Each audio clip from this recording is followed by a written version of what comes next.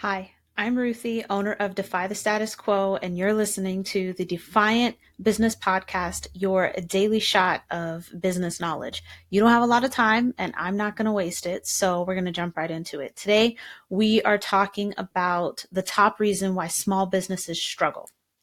Right? So if you are a small business owner, if you're a solopreneur, entrepreneur with just a few employees, you can probably empathize with what I'm about to talk about here with the struggle. So a couple of days ago in the first podcast, I talked about some of the reasons why small businesses fail. And I think, as I said, I think that those numbers might be a little different if the US Bureau of Labor Statistics was able to include numbers on freelance businesses that don't continue on, and other types of businesses that are sole proprietorships that don't necessarily require registration or, get things like office space and other indicators of, thriving business. So for a business like mine, where I can work with my team remotely and, I do that to keep overhead down, with the exception of the fact that I recently filed as an LLC, the government didn't really have a way to track me as a small business. So as quickly as I came into existence, I could easily go out of existence. And would they actually count me? The answer is no. So the top reason why small businesses struggle is that they set themselves up for feast or famine cycles. I've been talking about this a lot with my small business friends and talking about it in the context of the business planner that I'm designing. And that is the biggest thing right there. You're set up for feast and famine cycles. And what does that mean? It means that when the business is coming in, it's great. You are feasting. Revenue is high. Profits are up.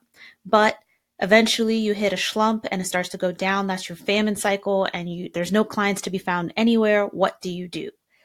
So this typically comes from not handling your non-billable tasks.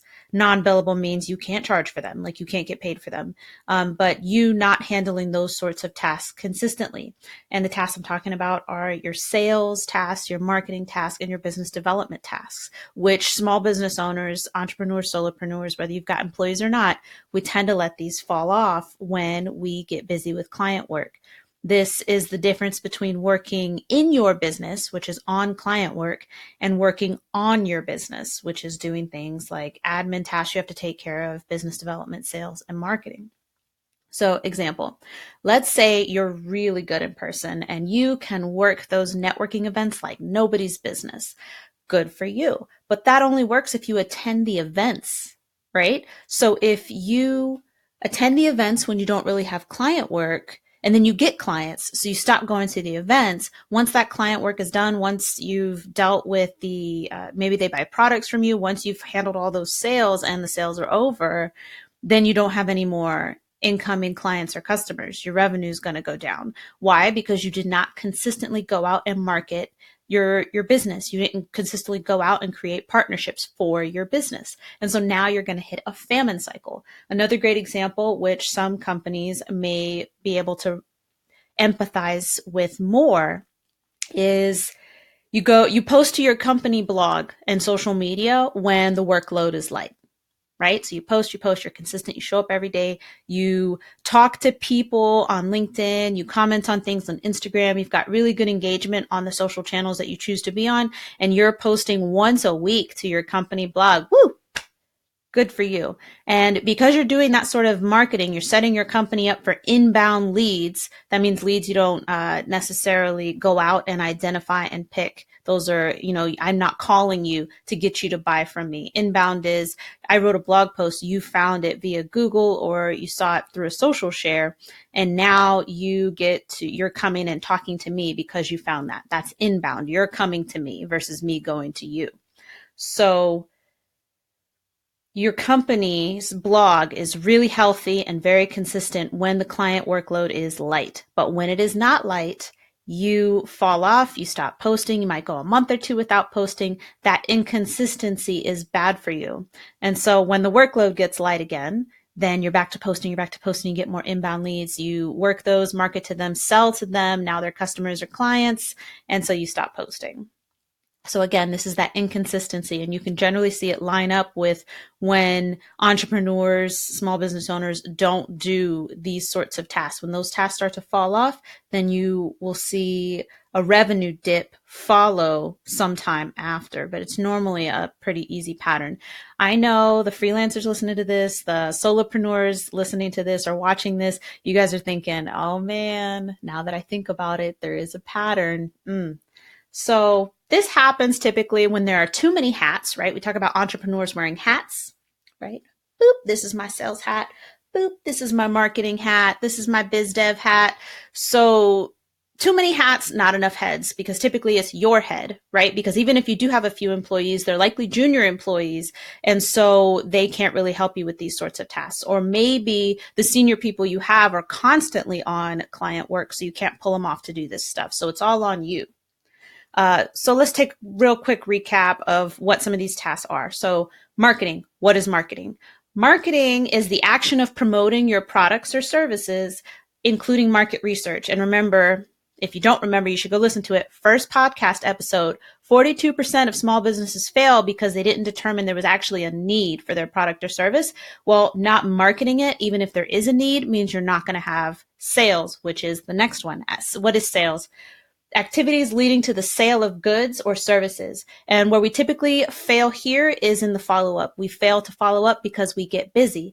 Well, now that you're not busy anymore and you try to go back to those leads, they've gone from warm to hot, or warm or hot, and now they've gone cold. So maybe they found somebody else to solve their problem because you didn't follow up with them. You lost a sale because you failed to follow up. And sometimes we have to follow up multiple times. The Premier Sales Training, John Asher's training, the Premier Sales, says we might have to follow up somewhere between 5 and 12 times. So if you're a marketer or a salesperson or a business owner who, stops after the first 3 times, and I'm not saying you got to be irritating, but if you stop after the first 3 times, what are you going to accomplish? Right? And so we're hitting the era of what they call smarketing, because sales and marketing are starting to blend together a lot more. And it's easier for you as an entrepreneur to blend those two together.